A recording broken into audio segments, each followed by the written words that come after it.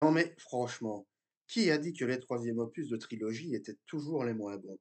Salut à tous! Alors aujourd'hui, il sera question du monde d'Apu, donc le troisième opus de la trilogie écrite, produite et réalisée par Satyajit Ray. Alors, cette fois-ci au casting dans le rôle d'Apu, bah, Apu étant désormais adulte, on retrouve donc un nouvel acteur, donc à savoir Soumitra Chatterjee. Également au reste du casting, Sharmila Tagore ou encore Swapan Mukherjee. Le résumé en quelques mots, donc l'histoire se déroule à Calcutta dans les années 30. On retrouve Apu, désormais adulte, qui rêve de succès littéraire, mais faute d'argent, il doit arrêter ses études pour se trouver un travail le plus rapidement possible. Et un jour, son ami Poulou décide de l'inviter, histoire de changer un peu les idées, au mariage de sa cousine. Le problème, c'est que le marié en question pique une crise de folie, et donc forcément, le mariage est annulé. Et alors Apu, ben, en grande partie pour des raisons financières, se voit contraint d'épouser la cousine en question, donc la cousine de son pote, et alors, dès lors, va se poser toute une série de questions concernant, bah, les difficultés économiques, les difficultés du mariage, et tutti quanti. Voilà. Dès lors, la question sera, comment Apu, va-t-il, pouvoir faire face à ses responsabilités d'adulte? Alors, grosso modo, bah, qu'est-ce que je pense de, ce troisième opus? Eh bien, bah, à l'instar des 2 autres, je l'adore, voilà. Je dirais même que c'est, peut-être tout simplement mon préféré de la trilogie et à mon sens le plus abouti. Je vais y revenir, alors je vais commencer par parler, de la mise en scène. Alors, il faut savoir qu'ici on a une mise en scène un petit peu différente, des 2 autres, hein, donc pour la simple et bonne raison, bah, je l'ai dit et répété, hein, dans ce troisième volet, Apu est adulte, là où dans La Complète du Sentier, le premier opus, il était enfant et dans l'Invaincu, il était, adolescent. Et ici vraiment, ben, on a Apu qui est devenu adulte et qui donc, doit faire face à ses responsabilités qui, lui font, beaucoup de mal. Et donc, bah, là où Satyajit Ray privilégiait, beaucoup, comme je l'avais expliqué, les fondus enchaînés et les plans larges, histoire d'illustrer, bah, tout l'environnement, qui, pouvait déteindre, enfin tout l'environnement économique et social qui, pouvait dépeindre sur Apu et ses proches, et également les fondus enchaînés pour montrer un peu, leur rythme, hein, leur manière d'avancer dans la vie et de faire face à ces difficultés. Ici, dans le monde d'Apu, Satyajit Ray privilégie davantage les plans fixes et rapprochés sur les visages, en particulier celui de son héros, ben, pour illustrer vraiment, tous les dilemmes qui vont, se manifester, tout autour de lui. Voilà, donc au début du film, on va le voir, hein, vivre dans un appartement, bah, assez miteux, hein, je veux dire, où il y a, plein de fuites d'eau, appartement qui est presque dévasté, où d'ailleurs Satyajit Ray, bah, il y a beaucoup de zoom arrière, hein, d'ailleurs, dans le film, où, justement, par le biais d'un zoom arrière, il va nous faire voir ce décor, bah, un peu sinistre, et aussi très carré, un peu comme si, Apu était enfermé quelque part, enfin, à la fois enfermé dans son environnement et aussi, enfermé dans des difficultés économiques et sociales, enfin, qui le dépassent complètement alors qu'il va devoir y faire face. Voilà, on va voir d'ailleurs son propriétaire, bah, qui va, menacer de le virer parce qu'il a 3 mois de loyer en retard, et on va comprendre, beh, qu'en fait Apu, qui était, un peu le chouchou de ses professeurs, hein, comme je l'avais expliqué dans ma vidéo sur l'Invaincu, eh bien, que cette fois, il n'a pas le choix. S'il veut vivre, bah, il doit gagner de l'argent, quitte même à faire un boulot, qui n'a rien à voir avec, ses fonctions. Des difficultés économiques et sociales, que nous connaissons tous, bah, que moi-même j'ai connues. Voilà, c'est le but n'est pas de parler de moi, mais voilà, je me suis quand même un petit peu reconnu, j'ai envie de dire, dans le personnage.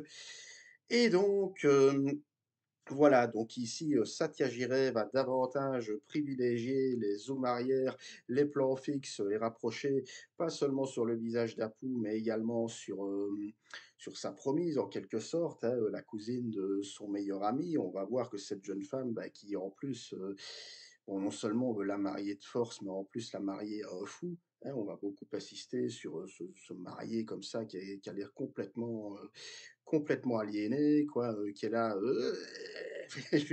j'extrapole un peu, mais vous comprenez un peu l'idée, quoi, hein, un peu foufou dans sa tête et c'est aussi un peu ça, je veux dire, le monde d'Apu, c'est aussi, bah, on va dire la rencontre, hein, je veux dire entre, 2 êtres, hein, un homme et une femme. Surtout qu'ici, bah, comme son meilleur ami le dira, c'est la raison pour laquelle il l'invite au mariage de sa cousine, bah, c'est qu'Apu, en tant qu'adulte, est toujours vierge et que voilà, que dixit son pote, bah, il est temps de fonder une famille pour avancer dans la vie et tutti quanti. Mais je vous rassure tout de suite, c'est pas un film réactionnaire, hein, c'est pas du tout ce qui intéresse Satya Giray. D'ailleurs, c'est pourquoi je passe directement au scénario.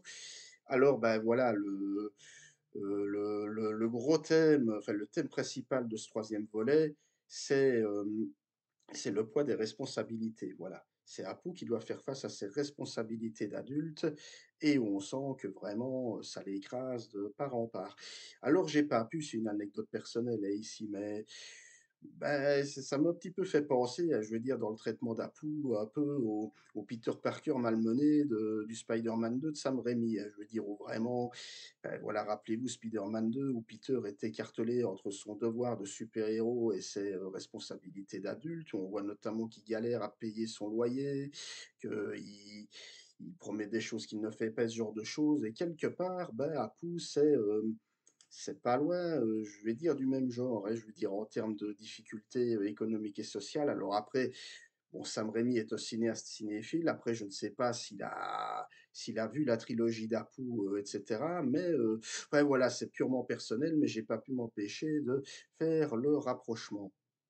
Et alors, aussi ce qui le différencie, bah, voilà, j'avais dit que dans L'Invaincu, dans le deuxième opus, Satya Giray délaissait de côté le côté social, qu'il avait mis, quand même en long et en large, dans la complète du sentier, donc dans le premier volet, à savoir où il nous montrait, bah, toutes les difficultés économiques, de l'Inde de l'époque, avec beaucoup de familles qui vivaient dans la misère et la pauvreté, bah, comme la famille d'Apu.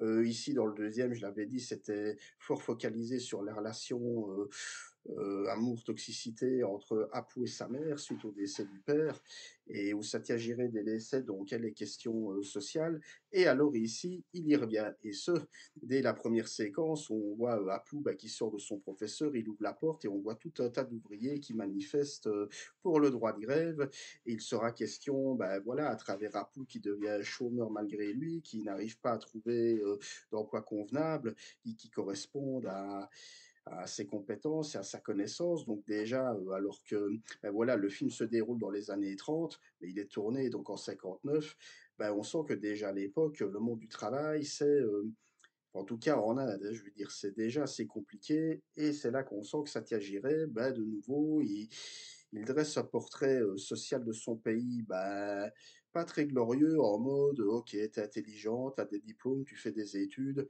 mais ça va pas suffire à t'imposer dans ta vie». En gros, si tu veux t'imposer dans ta vie, faut que tu bosses, point barre, voilà. Quitte à faire même, des boulots minables, voilà. Donc, je le disais, il y a un côté comme ça, profondément social qui revient à la charge, ici dans le monde d'Apu et alors également et bah, c'est pour ainsi dire, alors je suis pas en train de dire que La Complète du Sentier, La Vaincue n'avait pas du tout de scénario, mais voilà, c'était plus, et je l'avais dit, des chroniques sociales où on suivait, vraiment le mode de vie, parce que c'est ça le leitmotiv de la trilogie, c'est de voir vraiment enfin, c'est un récit initiatique sur le passage d'un enfant à l'âge adulte. C'est ça, hein, c'est vraiment tout le projet de Satya Giray à travers sa trilogie. Mais ici, voilà, là où les 2 premiers opus, pouvaient se voir comme des chroniques sociales et sociétales. Ici, on a un vrai scénario. J'ai envie de dire, ben voilà, toute cette histoire de mariage arrangé avec Apu qui doit, un peu malgré lui, épouser la cousine de son pote pour, ben, à la fois, enfin, je veux dire, pour elle et pour lui aussi, hein, pour le permettre de se sortir du chômage. Et alors, ben, on sent que, qu'il le veuille ou pas, ben, il doit faire face, je vais dire, à ses responsabilités au point que et c'est là où le film pour moi est vraiment, pour le coup, très intéressant. Bah, on nous présente Apu comme quelqu'un de, je veux dire pas de profondément méchant, mais voilà, pas comme, une espèce de, voilà, de mec parfait, je le dis comme ça, comme on aurait pu, comme on pouvait un peu le faire dans la VAQ. Donc, ici vraiment Apu nous est présenté comme quelqu'un de lâche, comme quelqu'un, bah, je le répète, qui n'assume pas ses responsabilités et surtout qui accepte, ben voilà, on se dit, il accepte quand même d'épouser une fille qu'il ne connaît pas, quoi. Bon, même si Apu, voilà, c'est pas quelqu'un de méchant ou de violent envers les femmes ou ce genre de choses, mais on sent qu'entre les 2, ben, forcément, ils ne se connaissent pas, donc des jeunes mariés qu'on marie de force en quelque sorte, ben, forcément, mais je le répète, c'est pas vraiment ce qui intéresse le plus, Satya Giray. Ce qui l'intéresse, c'est vraiment de nous montrer Apu qui va, aller jusqu'à fuir vraiment, c'est sa vie d'adulte en quelque sorte et on se dit que bon, j'ai pas envie d'en dire plus parce que ce serait spoiler, mais il y a toute une relation à la fin autour d'un enfant, voilà, j'en dirai pas plus, où Apu, ne veut même pas, enfin, je veux dire, il ne veut même pas jouer son rôle d'adulte, par rapport à ça. Donc on se dit que, voilà, le seul moyen qu'il trouve, c'est la fuite, littéralement la fuite en avant, loin de la société, loin de la famille, loin de l'humanité en quelque sorte. Et on se dit que au fond, bah, c'est voilà, c'est quelqu'un de très imparfait. Ben j'ai envie de dire, au fond, c'est un peu ce que cherche à nous dire Satya Giray, c'est jamais rien d'autre qu'un humain, voilà. Et un humain, c'est pas une personne parfaite, c'est une personne qui peut avoir ses bons côtés, comme aussi ses mauvais côtés, qui peut avoir ses instants de force comme ses instants de faiblesse, voilà. On n'est pas dans le cliché, hein, je veux dire, du mec parfait un peu à l'hollywoodienne comme ça, beau gosse, qui tout ce qui touche se transforme en or, et cetera. Bon, je caricature un peu ici, mais vous comprenez un petit peu l'idée, hein. C'est un récit profondément humain que veut nous dévoiler Satya Giray. Et alors, notamment, encore une fois, je ne vais pas le spoiler, on a ce dernier plan, et pour moi, c'est tout le grand mérite du film, c'est que même si on est clairement dans un mélodrame pur et dur, à l'instar des deux premiers, hein, qui sont plus des chroniques sociales et sociétales, ici, on est clairement sur du mélodrame, mais Satya Giray parvient justement à éviter, le pathos pour la simple et bonne raison que le dernier plan se termine sur une note positive, une note d'espoir, où en gros on a, Apu qui enfin, accepte de devenir adulte et voilà. J'en dirai pas plus parce que c'est vraiment non seulement ce dernier plan est sublime de beauté et de perfection technique, mais en gros, voilà, c'est ça. Donc c'est vraiment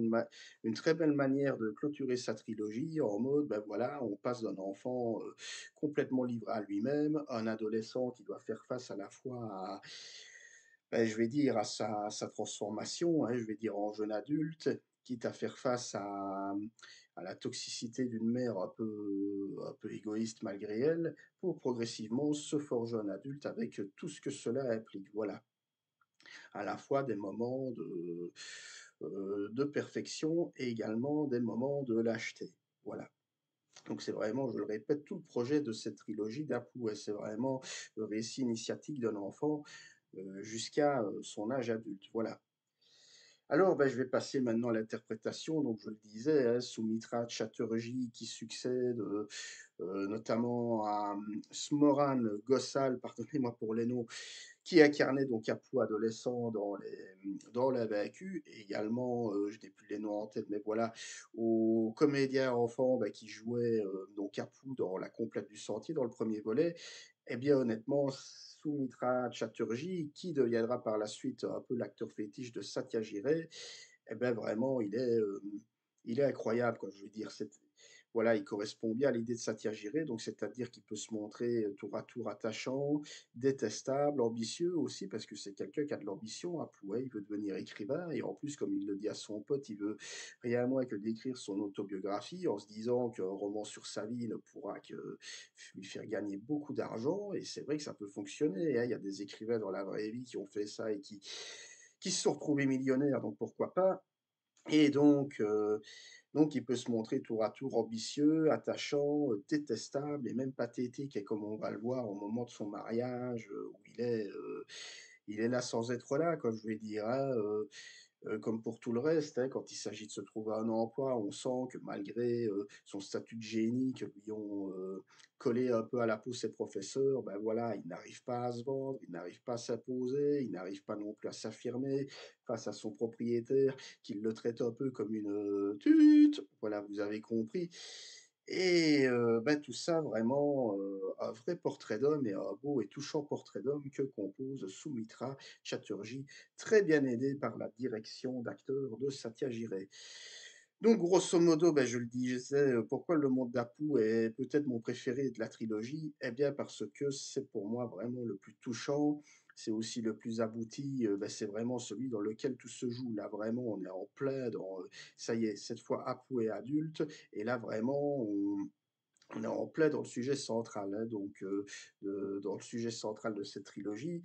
Et je le disais aussi, le fait que ça soit, entre guillemets, le plus accessible, alors non pas que les 2 autres soient inaccessibles, mais il y a, voilà, le fait qu'il y ait, comme je le disais, par rapport aux 2 autres, une vraie structure scénaristique avec des thèmes qui sont susceptibles de parler à tout un chacun, hein. Je veux dire les difficultés pour trouver un emploi, les difficultés même, à aborder les filles, ce genre de choses. C'est des sujets qui peuvent parler tout un chacun et qui, je pense, bah, pourront aider à mieux réfléchir, je vais dire, par rapport, voilà, aux difficultés un peu, sociales et sociétales qui nous étaient montrées dans La Complète du Sentier et L'Invaincu.